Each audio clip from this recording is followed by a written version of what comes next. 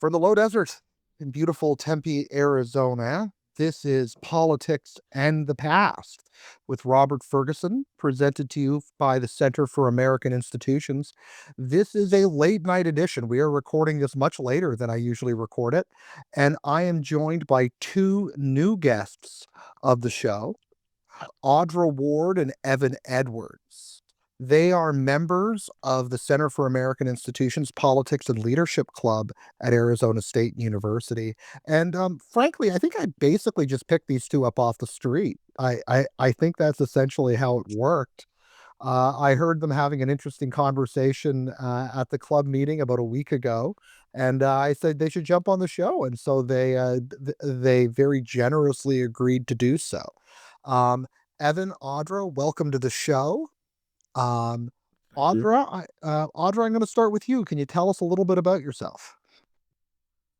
Yeah, sure. I'm in the Politics and Leadership Club, and I am a freshman at ASU right now, and I'm studying finance with a minor in civic and economic thought and leadership. Excellent, excellent. Are you from the Valley originally? I am, yeah, I'm from Arizona. So, Okay, okay. So we got a Valley heavy show here. Uh, you guys from the Valley, you're kind of I know in your generation there's lots of you, but people in their 40s, you're kind of a rare breed. Most people have Yes. moved. Most people have that's moved. true. That's true. Yeah, most people have Yeah. moved to the Valley. So, Mhm. um, all right. So, Evan, a little bit about Yeah. yourself, please. Yeah, I guess I think the description of random guy picked up off the street was quite accurate. Yeah, sort of new member of the Politics Leadership Club. I study finance and geology and doing investment banking in Houston for oil and gas companies after college. So from about 10 minutes down the road is where I grew up and go to ASU now. Excellent. Well, you know what? One of the reasons that we do this podcast is that we want to give an opportunity for students who shine in the Yeah. Politics and Leadership Club, an opportunity to be able to maybe talk politics on a deeper level than you maybe even get to in the club, and to give you guys experience in a bit of a different setting. So, really glad you could join us. We're going to have a lot of fun today. Um, I am going to warn listeners at some point you might hear my daughter's voice because she is going to be going to bed soon. And so you might hear her come in for a late night, good night hug. Um, before we really get going on this episode, I do want to tell our listeners that the 2026 midterm the midterm fantasy contest is live, and you can find that in the show notes. You can find that on the website. We want people, it's free to join up. Anybody can join. You can submit a roster, and the winner is going to win a gift card of some denomination. We're still figuring out exactly what we can afford. And then secondly, you'll get a trophy and an opportunity to jump on the show. But really what it's for is bragging rights. We know that people are going to want to be able to brag about this. So please go to the 2026 Politics of the Past Midterm Fantasy Contest. It's in the show notes. The contest is live for another 8 or 9 days, and then we got to shut it off because the first primary dates are actually coming very soon. So please join. Evan, Audra, I'm sure you guys are preparing your rosters as we speak. Yes. Yes, yeah. No question about it. Well, all right. So in this week's episode, we are going to, we live in Arizona. We are going to go to the other sunshine vacation spot, and we are going to look at Florida politics. And Yeah. Yes, sir. particularly there's three interesting primaries here, right? There's a Democratic primary race for Senate, the Democratic primary race for governor, and then I think the race that we're probably going to end up spending the most time on, which is the Republican race Mhm. for governor. Mhm. So, before we really jump in here, Evan, I'll start with you here. Do you have any broad thoughts on what you're seeing here? Maybe not going into the details, but maybe broad thoughts on after taking a look at these races. Hmm. Interesting. Yeah, I think broad thoughts is, I don't know. It's interesting because Florida's become a more Republican state since 2000, when it was very close for Bush and Al Gore. Obviously, like, no question, very Republican centric state. So the Republican primary is sort of the de facto like governor's race these days. As far as that race goes, broad thoughts, what's interesting is how the Donald Trump endorsement and the DeSantis endorsements are going to be conflicting this time, because historically they were in line. Donald Trump initially endorsed DeSantis, and then they ran against each other, and now Donald Trump is sort of running um his proxy candidate against DeSantis. So it's sort of the endorsement dynamic is broad thoughts, something interesting to have here. And then you got this other guy, Fishback, as sort of a wild card as well. Yeah, I think that's a really good summary. Audra, broad thoughts on Florida. Jumping in here. Yeah, I would agree. I think that it's interesting that it's kind of changed from, this more democratic, maybe more independent leaning kind of, and going more into this pretty heavily far right state when it hasn't always been that way. And I do think it's really interesting about the endorsements that have been um, recently shown and come to light. And I think that it's kind of more turned into Florida having to decide what type of right or conservative necessarily that they would want to be. Like, do they want the DeSantis um, kind of policy, or do they want the Trump and the more MAGA kind of policies? Interesting. And I'm looking forward to hearing you guys maybe distinguish between like DeSantis's approach to conservatism versus maybe the more MAGA element of Hmm. conservatism. I think you guys are really onto something there. Yeah, Florida's become has become a red state, maybe the most important red state of the era. Mm-hmm. 20 years ago, we would have looked at Texas as being kind of the home of the American Republic of the U.S. Republican Party, but now it appears to be Florida, and and because of that, when we do a lot of these deep dives into states, you sort of see a lot of state specific issues bubble up. And while there is some of that happening in Florida, I think because Florida has sort of become this epicenter of the GOP, its Mm, politics is very nationalized. yeah. And Audra, I really liked your point that Florida is really selecting between what type of conservatism it wants. Hmm. And I think that's interesting. And in some ways it's deciding for the rest of the country, given that Yeah. it's the epicenter of the GOP. I mean, yeah, there are really important national consequences coming from this race. Hmm. Uh, Yeah, of course. And like, weird that DeSantis kind of muddied things by putting himself on the national stage. When he ran in the 2024 presidential election and really like taking himself out of line. So kind of weird. This is like a new advent, like, sort of having a fork in the road and being forced to choose between the two different approaches of conservatism, because um anyways, I'm sorry, I'm speaking too much, but I'll let you speak. But it's weird because, like, DeSantis and Trump, like, you'd almost think they're like best buds, with DeSantis doing stuff like the Don't Say Gay and the End Wokeness Act.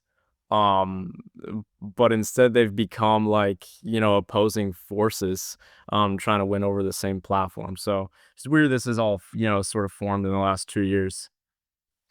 yeah, I mean, I think you've hit the nail on the head there. I mean, I think that what we're seeing is this really interesting palace intrigue, almost between the force it is Ron DeSantis and the force it is Donald Trump in the state of Florida.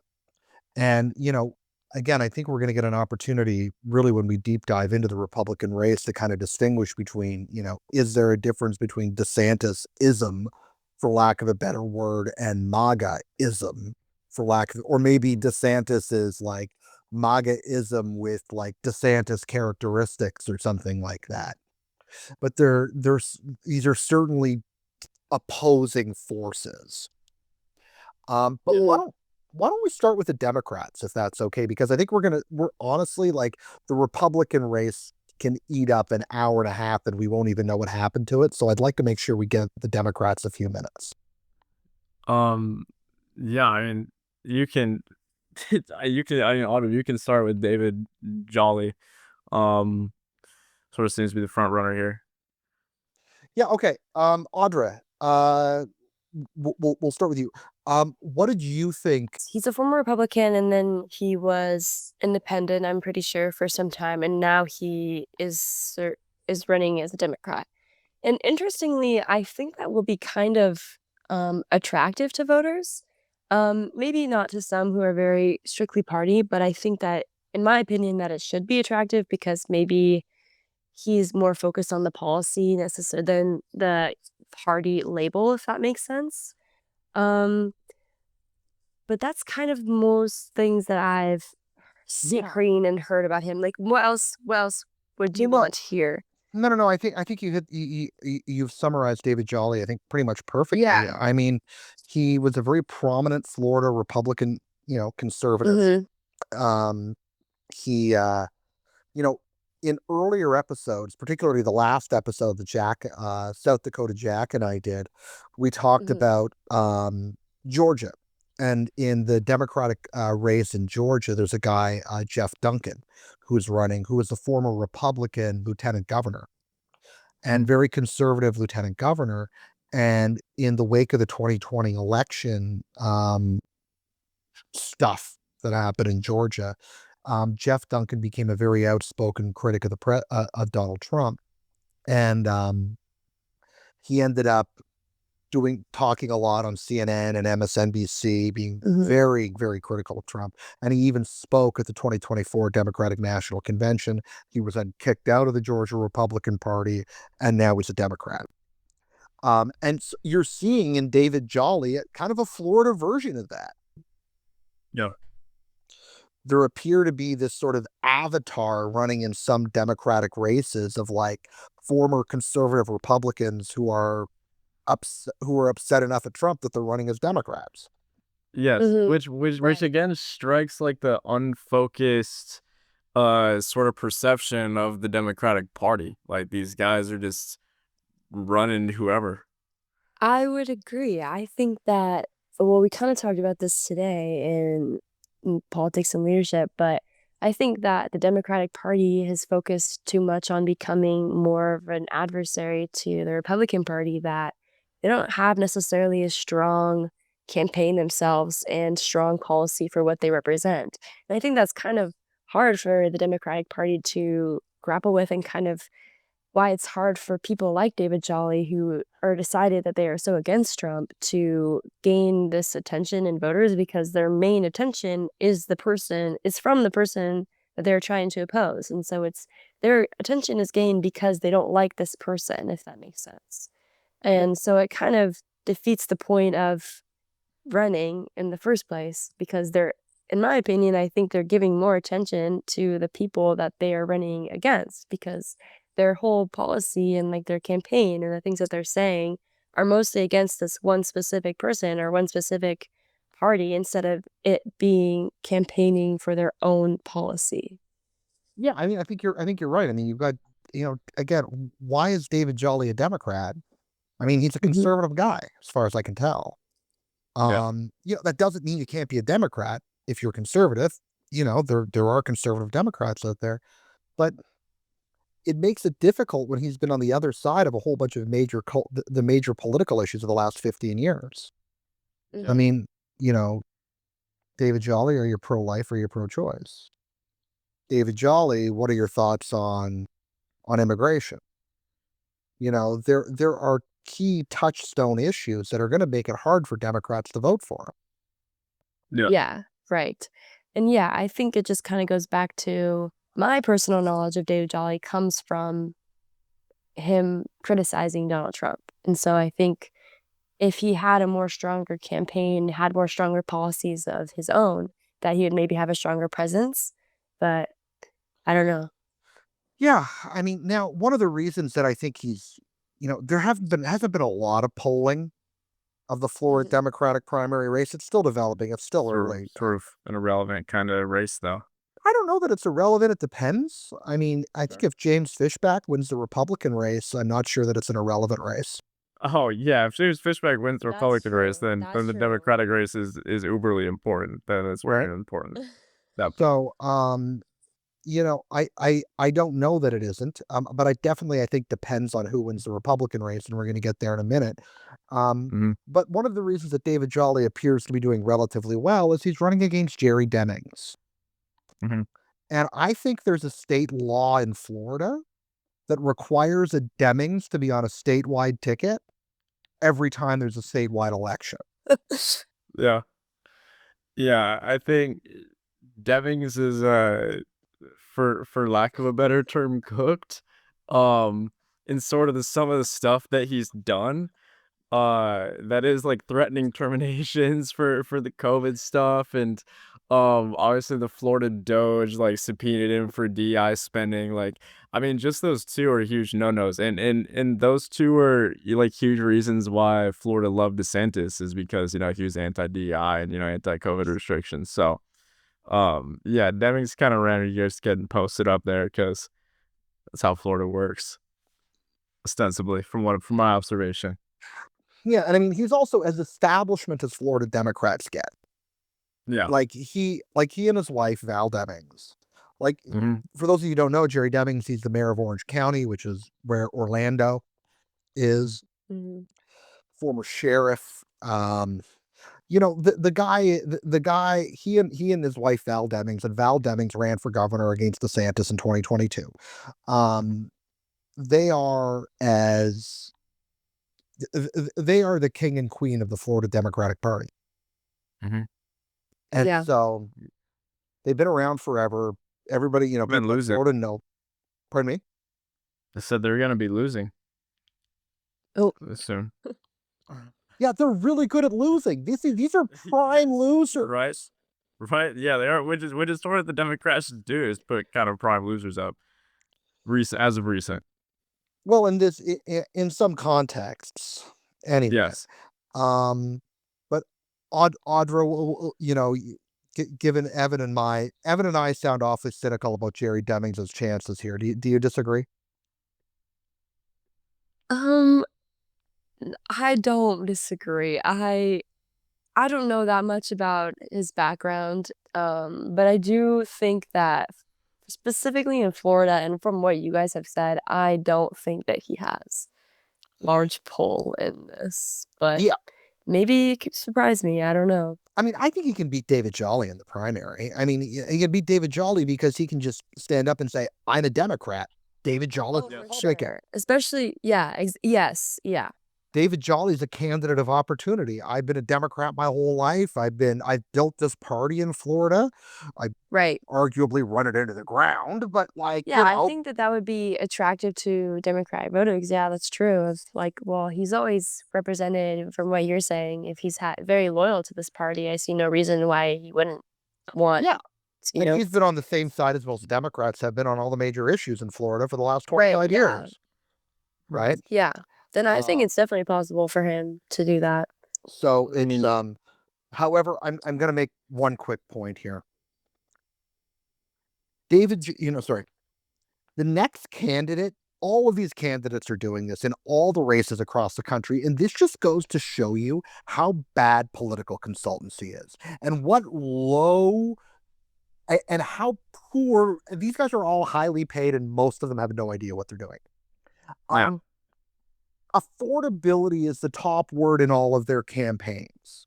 You know Mhm. what? An 11-year-old could have told them that that's a good idea in 2026 because it was trendy after Ma'am Danny's win Yeah. in November. Right. Yes. Yeah. Like, they all decided, well, it worked for Ma'am Danny, so I'm going to use that word. Can you at least use another word? It's true. Also weird because New York has a much larger affordability crisis than, Yeah, there's that's some true. Central I Florida, agree. Tallahassee, kind Yeah. of swampish counties. Well, I mean, here's the thing. I mean, you know what? It's get everywhere is getting more expensive to live. I'm not going to say that pocketbook issues are not important everywhere. They are important in every election. No, But true. but it's just the Yeah. framing of everything into affordability. Yeah. Again, it's like we're just gonna Trump talks about it, everybody talks about it, man, just Uh, because it won Ma'am Danny an election. Like, honestly, these political consultants, I have no idea what training they receive, how like how people like can assess who is good and who is bad because they're all literally jumping on what's trending on Twitter. yeah, I mean, I feel this way No, about this yeah. every consultant in every facet of life. I'm not sure what consultants do ever. Right. All right. Well, Sort of let's set speaking one of out, people, really. speaking of affordability, Yeah. let's move over to the Democratic Senate race. I probably should have started with the Senate race, but we'll go to the Democratic Senate race here very quickly. They're running Yeah. the Democrat they're running up against Ashley Moody, who's the He's the appointed. yeah, DeSantis Yes. Yeah. appointed Ashley Moody Oh, right, yes. to fill out to finish Rubio's term. Because I don't know if people Mhm. know this, but Marco Rubio, who was a Florida senator, is now Secretary of State, National Security Advisor, coach of the Miami Dolphins, Yeah, like we're done. Grand Vizier of the Turkish Army, and whatever, and probably coaching the men's Olympic hockey team at the Olympics right now. Probably. Yeah. But so Marco Rubio, Ashley Moody was appointed to finish the term. Ashley Moody's going to be the Republican candidate, and the Democrats are running Mhm. there's three candidates still running in that race. One Mm. big candidate and two, I would argue, minor candidates. Yeah. Um, Audra, do you want to talk a little bit about Mr. Vindman? Yeah, sure. So from what I know, he is a retired army lieutenant, and he was there um and he testified in Trump's impeachment. I know that. Which I think, that gives him some credibility in my opinion. Um, but for the most part, I know that there was so I maybe I need to clarify this myself, and maybe you know this, Rob, but I know that there was another candidate, Jennifer Jenkins, and then she is not running anymore, and now the most popular vote is kind of running towards Vindman. Yeah, I don't know what happened, Jennifer but Jenkins dropped out and endorsed Vindman. okay, interesting. So yeah, okay. So then in my opinion, yeah, I think Vindman probably has the best chances for this, but I don't know if I don't know. He's definitely pro-democracy, which is good. Um, but I don't know a lot else about his campaign necessarily, so I don't Yeah. know. What do you think of him? Well, I think random. Which So random. yeah, which I almost feel is the same way about like Demings and Jolly. I mean, I guess Vinman's very Ukraine coded. I mean, of course, very very respectful military awards and great military career there. Certainly something to respect. As far as like his platform, I mean, I couldn't really find like much info on his platform or what he stands for, right? Yeah, I agree. I agree. That was what I was saying. I don't really know that much about him. Yeah, yeah, I could So just find these photos of that one time he testified to be Donald Trump. yes, yes, there's the picture of him kind of looking like this. Like that's everywhere. That's everywhere, right? Before he Yeah. goes up to talk about that. But and then there's also like the other guy, Alan Grayson, and I think that I don't know much about him either, but from what like the media portrays, he has a very um not kind rhetoric and language, so he doesn't come off as very socially appealing, which kind of, hurts his image a little bit, but at the same time, it's politics, so who knows where people actually draw the line, but in my opinion, I think Vindman has a better chance. Yeah. I mean, I think that's probably true. I mean, you've also got Angie Nixon. She's a state representative from the Jacksonville area, very prominent in the public sector unions. Quite a left wing candidate. She's kind of running the trendy left wing youth campaign. And then you've got Jaime Mujica, who is a former head of Google philanthropy. Again, kind of running this focused campaign. I mean, there's aspects of his campaign I kind of dig, but or like kind of the way that he's framing it, very optimistic. Whereas Angie Nixon's running a youth campaign based around activism. Yes. Mujica's running this sort of more different, like little bit. It's still very youth focused, more optimistic campaign, I think, than Angie Nixon. But it's hard to say because none of them are really putting any meat on the bone at this point. And I mean, I think Yes. your comment Right. on Vindman, what's his platform? I don't know. Same. Yeah. I mean, No idea. here's what I know. His brother's a congressman from Virginia, and they both know how to raise boatloads of money. Yeah. I mean, Vindman raised $1.7 million in 24 hours. That's pretty good. And Which is odd for that race. it is, Super it is so what it is. It's pulling in national dollars, or it's pulling from all around the country. Um, do a couple of good CNN hits, and you can raise a lot of money that way. Yeah. Also tied into a lot of big liberal Democratic donors.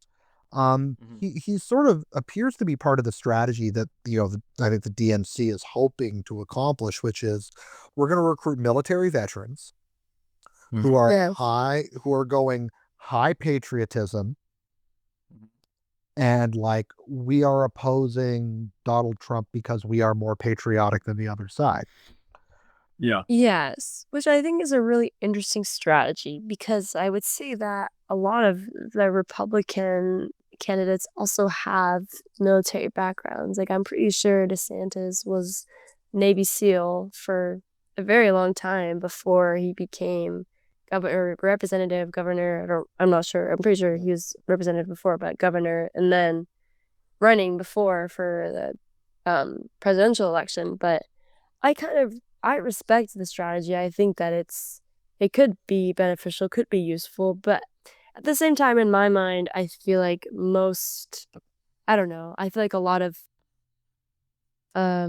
politicians maybe should have a military background because they're dealing with a lot of the militant strategies and the policies, and so that is a great thing to have and add to your campaign. So yeah.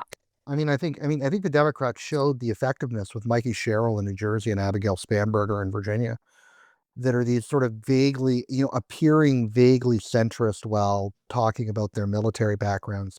Now, I think the moment I said centrist, all of our Republican listeners just threw up a little bit in their mouth when I said that about Abigail Spanberger. But 6 months ago, she was running as a very centrist candidate. Whether she turns out to be a centrist governor or not is a very different question. But Yeah. when her candidacy was attempting to be very centrist.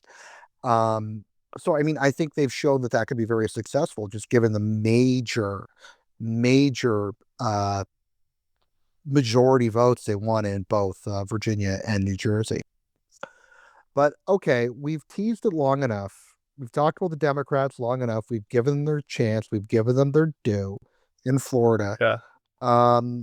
It's a little bit about like talking about the Chicago White Sox for a while. We need to talk about them. They exist. They play games in the league, but ultimately they're not ready for prime time, and we're not talking about a World Series contender. Let's talk about the Republican race for governor. Right. Wild race. There's a lot going on. It is. Okay. All right, Evan, maybe you can give us the high level. We hinted a little bit about the palace intrigue. Maybe you can give us the high level sort of structural forces that are going on here in the Florida Republican Party before we maybe dive into each candidate. Okay. That's a tough one. I mean, the high level structural forces is that Ron DeSantis, came in 2019. He's getting termed out, so he can't run anymore. He won in 2022 by the largest margin ever for a Florida governor. people just love him, rave about him. And now we've sort of got a front running candidate that has like a bit of a beef with Ron DeSantis. Um, and so I guess that would be the like overhang is we need to replace Ron DeSantis, and the front runner is sort of a guy that's been against Ron DeSantis from the start. Right. Yes. But I also think it's important to include that the people or the person that's running against DeSantis is endorsed by Trump. So then that's kind of when it comes and brings in like the type of conservatives that Florida's residents will want to vote for. And it kind of also brings up this weird history of Trump and DeSantis because they ran against each other in the 2020 or 2024 election. Which one was it again? 2024, yeah. And then, now they're coming back and DeSantis is endorsing a different candidate than Trump. So it's kind of getting into more of like the nitty-gritty of their relationships almost and how they want to proceed, which is really interesting. Yeah, it is. And I mean, we should be clear, DeSantis is not endorsed a candidate. Yes. Yes. He's not officially endorsed a candidate. Although That's true. I think it's pretty clear that he is not fully on board with Byron Donalds as Trump's preferred pick. Mm-hmm. And I think if Ron DeSantis was able to pick whoever he wanted to be governor, it would not be Byron Donalds. It would be somebody else. And it might not be. Right, yeah. I think, and I mean, you mentioned Evan, you said Collins. I mean, I think of the people running, he would prefer Collins, but I don't think he would even pick Collins. I think he's sort of hoping that he's saved at the last minute by somebody else entering the race. Yeah. But I don't think, which is gonna be tough. Yeah, it is. Yeah. I find this specific race so interesting because it brings up the ideas of DeSantis and MAGA and kind of having to choose between one. But I think that even Florida residents don't even know the difference at this point because there is a lot of overlap. And maybe there are things that I'm missing, but I don't think that there is a real difference. I think that DeSantis is very, he's very well liked because he does the things that he says he's going to do. He's very active in signing policy and engaging in different new laws almost. Social issues. Yeah, exactly. And I would say that MAGA does that as well, but it's also harder because that's from a very federal standpoint. And so it kind of, to me, feels like DeSantis policy is MAGA but at a state level. But I think that's kind of hard to, and you can disagree, but I think that's my envision of it. Yeah, I mean, I think you guys have captured, I think, an important aspect of this is that, Ron DeSantis, and maybe this is why he failed in 2024, is that, I mean, aside from the fact that Alvin Bragg brought the, indictment against Donald Trump, which basically sewered everybody else in that race. But one of the reasons that I think he failed to really make an impact in that race is he didn't do a good enough job distinguishing himself from Donald Trump. And whereas actually I do see a difference. If I'm being honest, I do see a difference. I think that Ron DeSantis has a far better grasp of policy than Donald Trump does. I mean, I think it both a good point, Evan, that he does position himself as he sort of comes across as the smart Trump. I think I'll give you an example before, the Florida Doge pursuit. Now, in Florida, there was kind of two major audit campaigns. One, the Florida Accountability and Financial Operation, the FAFO, and then Doge. But the Doge in Florida, there was 12 months of research that went into it before they started to make their recommendations. Yeah. This is a suggestion like, okay, DeSantis knows it's going to take some time. And like, we Right, need to yeah. actually maybe pump the brakes a little bit. We need to learn these things. Now, accounts vary of how successful they were. I mean, their report came out at the end of January. And, reports, there's lots of different opinions on that. But Yeah. he wasn't cutting things as he went. He wasn't announcing every week cutting things as he went. There was a bit more of an investigative process. He also showed in 2024 during I can't remember the hurricane that went through Florida, and I mean, people on the Gulf Coast will never forgive me for not remembering the name of that hurricane. Ian? I think it was Ian. It was Ian. Yeah. Yeah.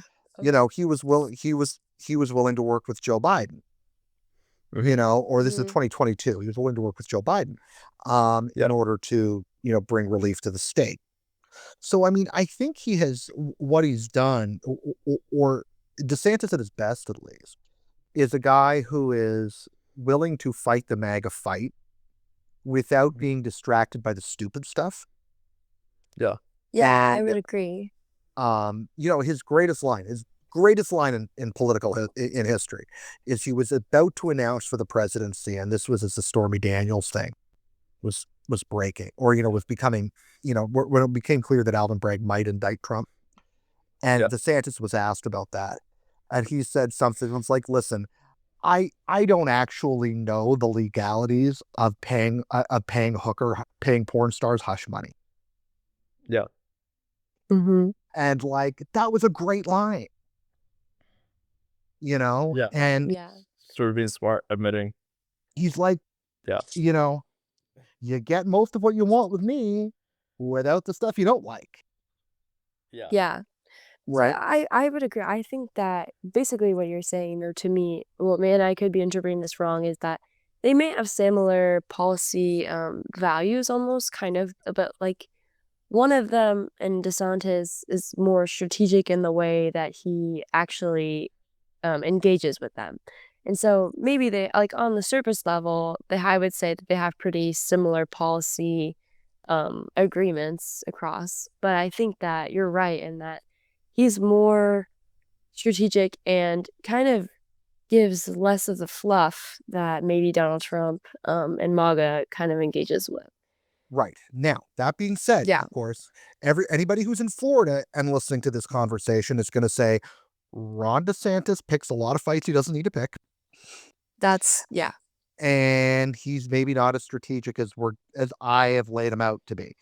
No, I would say that's probably true. I mean, this is also coming from two people from Arizona, so I am not sure what the fights that he's picking, Right. but And he's also, there's a fight with the Republican supermajority in the legislature between the governor and the supermajority. I mean, today, we're recording this on Monday, February the 16th. The supermajority passed a law that's going to prevent DeSantis from using emergency funds to be able to pay for alligator Alcatraz. Yeah. And so there has been lots of fights between the governor's office and the legislature here. And it's kind of a poorly kept secret that the leadership of the legislature and Ron DeSantis do not get along.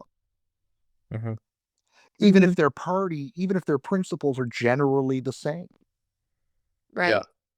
And so this, I think, explains Byron Donalds and why he's leading the race. Yeah, I agree. Audra, you mentioned he was endorsed by Trump almost a year ago. Yeah. And DeSantis is clearly not a part of that club. And so there's sort of been this hope, I think, in DeSantis circles that another candidate will emerge to challenge Donalds. But, and the only one is Jay Collins. So, Evan, you've mentioned Jay Collins a couple of times. You want to talk a little bit about him? Yeah, Jay Collins. I mean, dude's pretty badass. To be honest, he actually just moved to Florida in 2018, to Tampa. Current lieutenant governor, under Ron DeSantis, originally from northeastern Montana, served in the military, um, like got shot in the arm, performed surgery on himself, lost his leg, in Afghanistan. And yeah, it's sort of current, lieutenant governor aligned with Ron DeSantis. Um, I guess he's running for governor now, officially. And he was sort of like, late to the ball. But I mean, yeah, like if you like Ron DeSantis, then you should like Jay Collins because Ron DeSantis, appointed Jay Collins. So that's sort of the idea there. And then, very like patriotic military backgrounds. Tries to be free from like social scandal, which Byron Donalds is not free from social scandal. So that's a bit about Jay Collins. Audra, jumping on Jay Collins there. I mean, I would say he pretty much covered it. I think although Ron DeSantis has not officially endorsed anyone, in my eyes, I do think that he probably, if I had to guess, would prefer Jay Collins over the other leading candidate. But that's also because I'm pretty sure that they have worked together before, and I mean through being like the current lieutenant governor of Florida, and I'm not sure more of their history, but I would say that Evan pretty much covered most of his background. I mean, he's the other Republican candidate. In my eyes, I think that he is the more DeSantis candidate, if we're gonna call him something. Like he is the more DeSantis candidate versus the other MAGA candidate, as Byron. But yeah, Yeah. what do you think? Yeah, I mean, I think that covers. I mean, I think that's true. Byron Donalds. I mean, I guess we're going to get into Donalds here, but I think Jake, that portrayal of Jay Collins is accurate. Very patriot heavy, leaning on his military career. His Mm-hmm. portrayal of a very successful MAGA administration in Florida. Yeah. It's hard to, you got to respect the guy, whether you like his policies or not. You got to respect him. And yeah, as you mentioned, evidently is free of social scandal that we know of. One Yeah. thing that I think that he's going to hit, that he's hitting, Byron Donalds on is, Byron Donalds is being very clear that he wants to bring a lot more crypto, AI, Yeah. financial infrastructure in Yes. Florida. And, we're going to talk about Fishback in a moment. Fishback really is pushing hard against that. But Collins Yeah. is pushing back against that a little more calmly, I think, Mhm. and sort of saying, well, we can have some of it, Yeah. but we don't want all of it. And, this is against the background of like the Rural Renaissance package just passed the Florida legislature, which is an attempt to bring a lot more economic development into parts of Florida that don't usually get the economic development. Mhm. So, that's, I think, Collins's, presentation anyway. But let's talk about Byron Yep. Donalds. Let's talk about social scandal. All right, Evan. Social scandal. Yeah. Byron Donalds. Wait. Oh, Audra, what do you got? No. Okay, so this one was very recent. This is just the one I was getting my like update of all the Florida's, candidates before this, but the first Yeah. thing that popped up is scandal right now about his Valentine's Day scandal. And I I don't even know. Do you know what I'm talking about, Rob?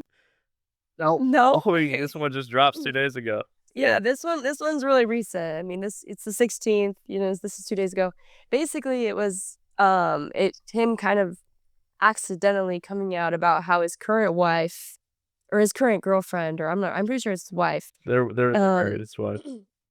It's his wife? Yeah. Okay, anyway. So yeah, so they started dating when he was still married to his previous wife, his ex-wife. And a lot, and this is mostly on Twitter. I feel like that's like mostly where the social scandals happen, and maybe they're very dramatized, but he posted the date basically, and the date, like the media and the public knows that he was still married to his previous wife. So, and I'm not sure. I mean, I don't know. I was kind of thinking about this, and I feel like to some people this will really matter, but to others this does not matter at all. But I just think it's really interesting because, from my opinion, I think conservative standpoint, I think that family and marriage is very central, and I feel like this could be kind of a hit on that.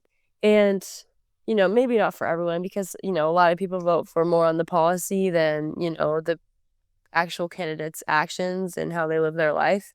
But I still think though that typically more conservative leaning people, I think, have a very strong I mean, not that the left side doesn't, but they kind of almost like push this agenda of like how a family should look and how it should be portrayed almost, in my opinion.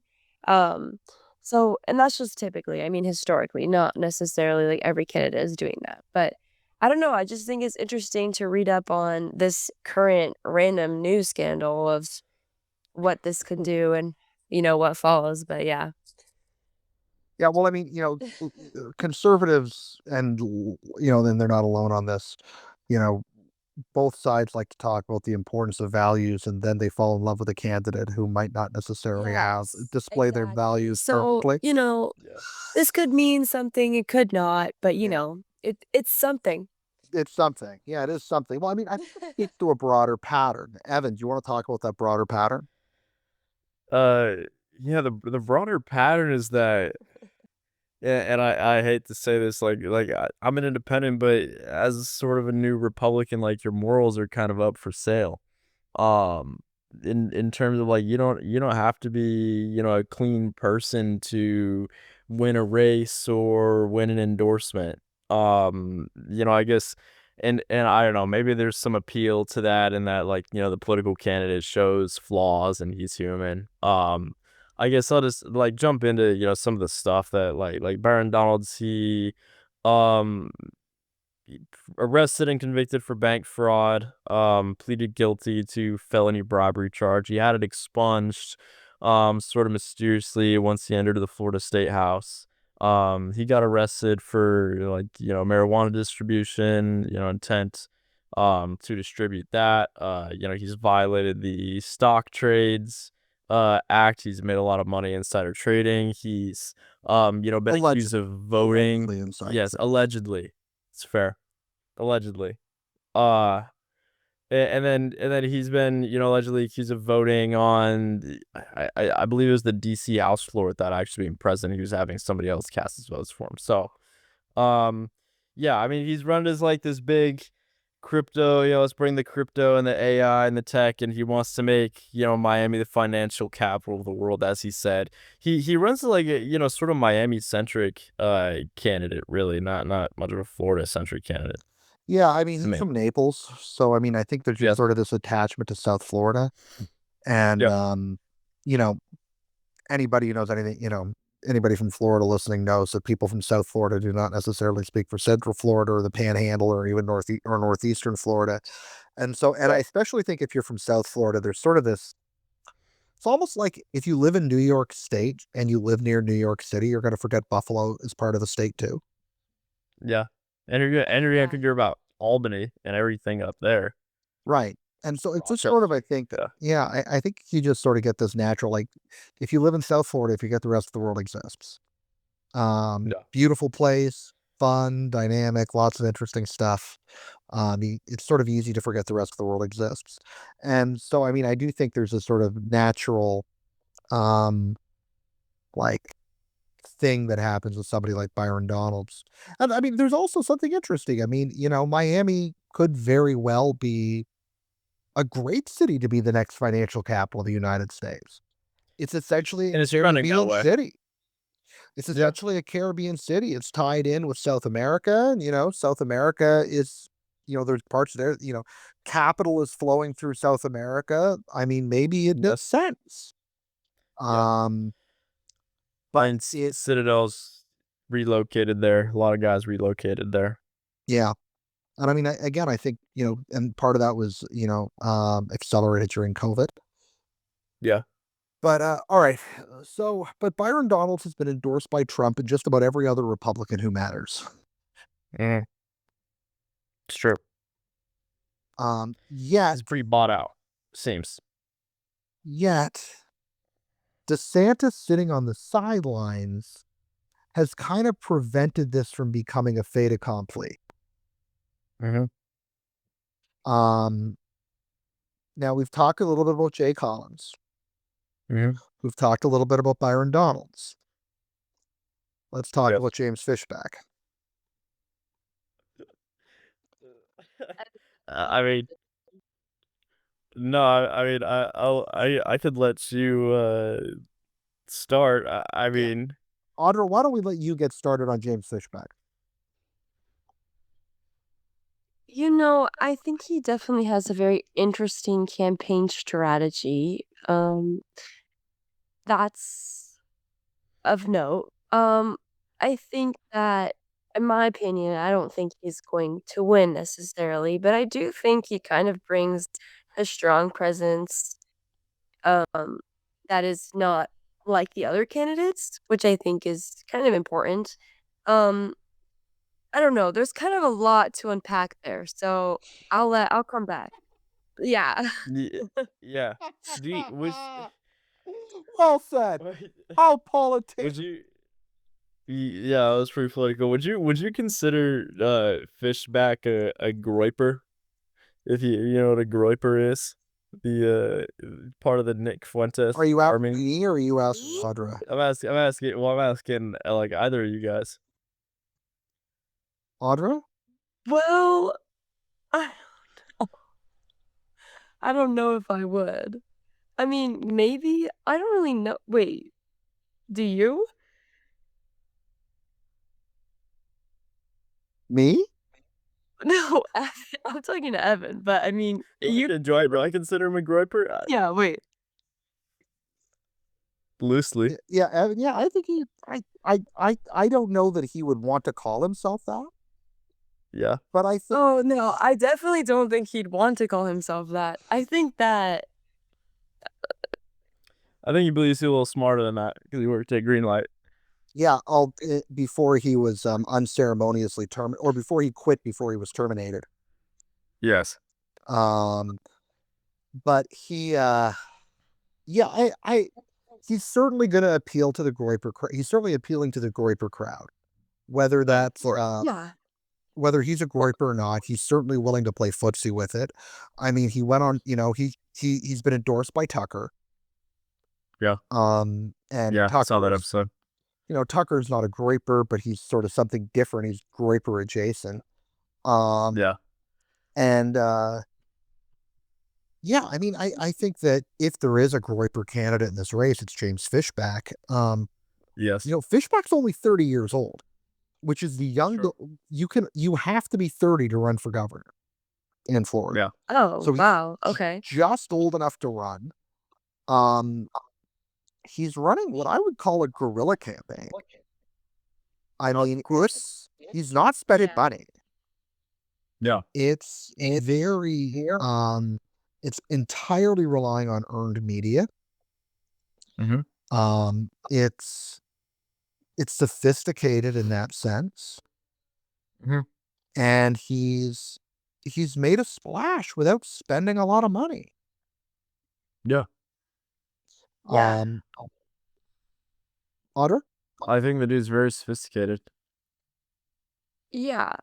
I think that although it kind of doesn't seem this way, I think it is very like thought out, even though maybe it doesn't come across that way. But I would definitely agree that it is more of a guerrilla campaign than anything else. Which,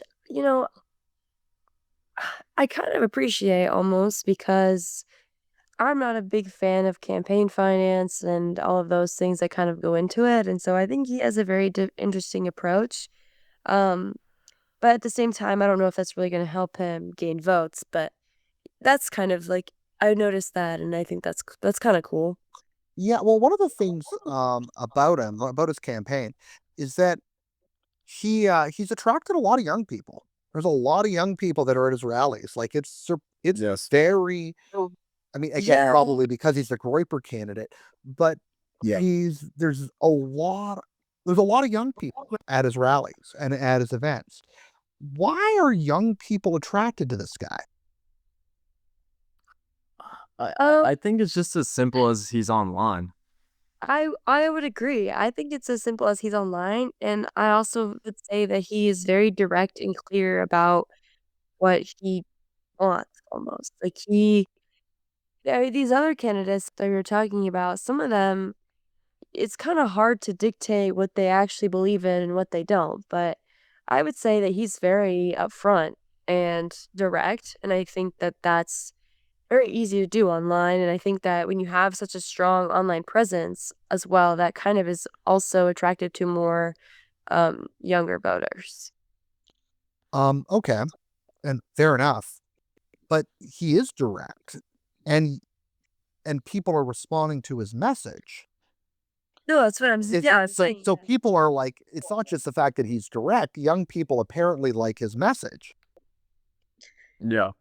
Yes. I think Democrats too don't really like Netanyahu and the Israeli state, so and that's almost like a young people thing as well as disliking money to Israel, and so definitely appeals on that front. Yeah, it's really interesting that a lot of young people like him. If you just go on his LinkedIn, his second post is captioned like it's okay to be white, and then his third is like Netanyahu is a war criminal. So I mean, certainly direct in what he believes. Yeah, Yeah. there's no doubt. Mhm. There's no, and that's the thing that I find interesting is that, he's nobody's idea of a conservative, like old fashioned conservative. He's a left wing, economically left wing, right? Highly interventionist, highly, relatively collectivist. Um, is as anti-immigration as anybody I've in the country. Yeah, of course. Um, Anti-Haitian immigrants. particularly anti-Haitian immigrants. He blames Haitians for destroying his father's business. Even though his mother was an immigrant from Colombia, but he doesn't talk about that much. Yeah. His and his anti-Israel is front and center. I mean, frankly, I have a hard time distinguishing him from Graham Plattner in Maine. Although maybe the only thing they disagree on, like Graham Plattner is the left-wing Democrat running for the Maine Senate, who was accused of having a Nazi tattoo, which he has since covered up, to be fair. But he economically, they sound basically the same. I mean, maybe Graham Plattner's a little more open to immigrants, and I mean, Graham Plattner might be a little more like pro-trans, but like that's the only that seems to be the only distinction between like this one youth wing of the Republican Party and a youth wing of the Democratic Party. Yes. Is that economically they agree. On foreign policy, they basically agree. The only disagreement seems to be like a little bit on immigration and trans people. Yeah, I agree. I totally agree. Is that the distinction between like Pretty much. young politics these days? I mean, in young, heavily radicalized politics, it's almost like it's almost like each poll, it's really like rounded, like comes to a circle. Called horseshoe theory. Like, yeah, right. Yeah. Audra, do you agree with my incredibly simplistic characterization that I just made there? Yeah, although incredibly simplistic, I think that those two topics definitely get the most media attention now. And I think that that is like, from my experience at least, and from, like friends that talk about it, I think that I would say that those are the two most prominent that show up where people can talk about their views. And you're not even necessarily talking about their views, talking about experiences or talking about, like their friends and kind of just like their own stories, I think. And that those are probably the most two where it's easiest to tell your own stories rather than like, some economic policy. But I would say that, yeah, I would say that those are the two most distinct, young voters that are, yeah. But they're like, yeah. So I mean, you've got James Fishback here running a campaign that, honestly, other than being pro-white, apparently, and pro, and like maybe a little more anti-trans, and Yeah. like I legitimately can't distinguish him from the radical Democrat in Maine. Yeah. Yeah, I agree. Yeah. And that's kind of wild. Yeah. And also puzzling to me that he worked at a Jewish founded hedge fund. It's it's such an interesting campaign. It's such an interesting time. I discouraging to me personally, and what, and my views, but my views don't matter. I'm going to die before you guys do, so it doesn't matter. The But what's again, what I think is interesting is here's a guy who nobody'd heard of 6 weeks or 8 weeks ago, and now everybody's heard of. Yes. And Byron Donalds, he's got to feel James Fishback's feet behind him. James Fishback hasn't spent a dime on this campaign yet. What happens when he starts getting money? Right. It's true.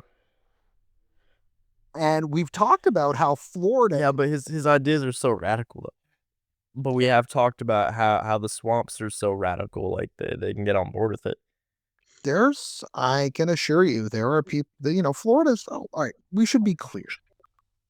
Yeah. Florida is I love Florida. Great state. Spent a Super lot of great. time there. Love it. Love Yeah. people from Florida. Yeah. There's like every great, interesting state in this country.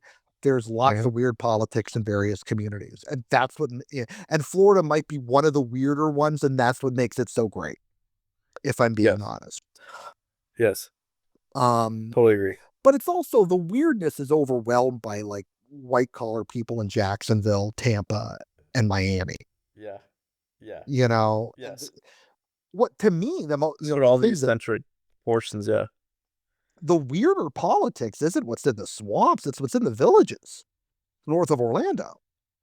Yeah, in the villages. The villages are just weird in general. Right? I mean, to me, Yes. this is the weirdest politics. It's like retirees who've got nothing better to do but to become Drive around their golf course. Yeah, to drive around in their golf carts, become absolutely obsessed with politics, and donate relentlessly to campaigns that are like, and I can't imagine living there. It's like it's. I mean, I'm overstating this, of course, but honestly, to me, the villages feels like living in Belfast in the 70s. I couldn't speak to Belfast in the 70s. So the sectarian divide between the Protestants and the Catholics that led to the period of Trumpets. Okay, yes. Right. But it's just like every time I see a video of what's going on in the villages, it's some like, Trump thing or some resistance thing, and it's just nonstop. I mean, it's just gray-haired people who had nothing better to do than to get worked up about politics. So I mean, that might actually be weirder politics, what's happening in the villages, than what's happening in the Florida, in the Everglades. But anyway, the alligator Alcatraz is interesting. It is, right? And yeah, again, I mean, the funding for that was blocked today. Yes. It's unfortunate. Well, from DeSantis' perspective, I think from the House's perspective, they were thrilled. And if nothing else, I mean, this issue is an interesting one, but I honestly think this is just about the House. This is about who can throw their weight around. Like, this is not a policy disagreement. This is about, like, does the House get to say we do this, or does the governor get to say we do this? Yeah. Or, sorry, does the legislature? And almost the same with the governor's race. Right. Like I mean, little policy, disagreement. I mean, I guess aside from Fishback, he's got policy disagreement. And maybe Yeah. emerges as a dark horse. Yeah, I mean, I honestly think the only really tangible policy difference between Donalds and Collins and Fishback, or I'm doing Donalds and Collins, is like Yeah, how Collins. AI financial capital-y do we want to make Florida? Yes. Or is how much of a tech Pretty much. financial capital do we want to make Florida? Or how many resources do we want to pump into doing that? Otherwise, I mean, they don't disagree on much. Yeah, it's true. Again, Fishback's a slightly different story, Fishback's crazy. but He's definitely extreme. I don't know, like that's. But I feel like if it's gonna work anywhere, it's Florida. I'm not gonna lie. So. Well, Florida's the office center of this right now. That's what I'm saying. Yeah. So I feel like maybe he has a And chance. stuff. Yeah, What? I mean, I wouldn't count him out. He has chops, and he hasn't raised the lick. As of the last reporting period, he hasn't raised the lick of money. Wow. Now, Yeah, I mean, right? You get some money, that'd be pretty cool. now here's the thing. I don't know. See what happens. It'll be interesting. I don't know how it's cool, but it'll be interesting. Cool to see what happens. But here's the thing: he's presenting himself as this incredibly rich dude, right? Who can who can like self-fund. Yeah, exactly. But he's not. Well, but maybe that's like kind of to show, like, I don't know, and not to make fun of politics, but also it's like there's this obviously like people who are running campaigns in politics, like they want to have money, and I feel like part of their campaign is, oh, I'm so rich, I have so much money, and so I feel like it's kind of ironic in the way that he's kind of presenting himself in this way, and not even necessarily making fun of it, but just like, I don't know, it kind of feels like a requirement when it's like technically not a requirement, but we've almost made it that way. I don't know. I feel like it's kind of a take on that. Well, it's not yeah. Well, you mentioned irony. I think that's a really good point. And the internet, especially the Gen Z internet, is heavily ironic. Yep. And you mentioned, is he the Groyper candidate? Well, if he's I mean, the Groypers are all about irony. They are. Right? Yes. And Love it. so like now, and the irony is so deep, I can't follow it. Yeah. Okay? Like I can't follow it. It's too much for me. All right. I do satire and irreverence. Irony, a little too much. But Fishback, I think, is or people at least are seeing I think young people are seeing some of the irony and appreciate some of the irony that old guys like me don't get. And to me, it just, oftentimes looks anti-Semitic, right? Whereas it might not be. Yeah. I guess, maybe, I don't know. But Not sure either. yeah, I'm not sure, right? He's appealing to a crowd. You're not seeing people my age. You're not seeing 40-year-olds at his rallies. You're seeing 25-year-olds and 20-year-olds. And now that's not I don't think that's enough to win an election, but who knows? Yeah. But yeah, anyway, it's interesting, but he isn't rich enough to do this without funding. He's got to get I some. think that it's kind of cool though that he doesn't have right now, at least. I mean, maybe he could get funded, but I don't know. Well, he did raise money from small donors. Oh yeah, exactly. Yeah, I mean, he could get the money from, but then it just kind of all leads back to campaign finance, which I'm not. I don't know. Campaign finance always kind of is. Oh, you're anti-campaign finance. I am a little bit because I am, but I'm saying I think that you should be able to have candidates like him to where it's like he's not really doesn't necessarily have the financial means, but like if people like him enough, then he'll be endorsed enough where he's endorsed by Tucker, and that's going to raise money in the villages. Yeah, exactly. Ooh. I just think that, not even just in Florida, just around every state, that I think it'd be cooler if more people who didn't necessarily have this rich and wealthy status decided that they would just, they wanted to Tried it. Yeah, just Yeah. to try. I think that's cool. I think that should be heavily encouraged. I think the guerrilla campaigning is interesting. I think it is an interesting tactic. I just wish it wasn't. I Yeah. just wish Well, right. people I'm guys not get the saying message. no, I agree. And I'm not saying that also every person who like necessarily wants to try to campaign has to do it the guerrilla way. No, I'm just Yeah. saying, yeah, and I'm not saying that that's gonna be good either. I'm just saying like I think it's kind of cool that he's not this guy with, this huge background of where everyone Yeah. kind of expects. And there are things obviously that I disagree with him on, but that's, how it goes. Yeah. So, For sure. And Yes. all right. Well, we've been going a long time here, and I think we're all getting really tired. So I'm gonna, yeah, I gotta cancel. I'm gonna shut this off. And but thank you very much for joining me, and we'll have you guys on again soon. And remember, everybody, thanks so much for having us. if you made it this far, Yeah, thanks for everybody that made it this far. Yeah. Yeah. Did your daughter ever Loves say on. goodnight? no, we scared her away. We scared her away. Anyway, if you made it this far, make sure you subscribe. 2026 politics in the past midterm fantasy contest. Make sure that you enter a roster. We're gonna have lots of fun in 2026. Thank you very much, guys. Absolutely. Yeah. Cheers. Have a great night.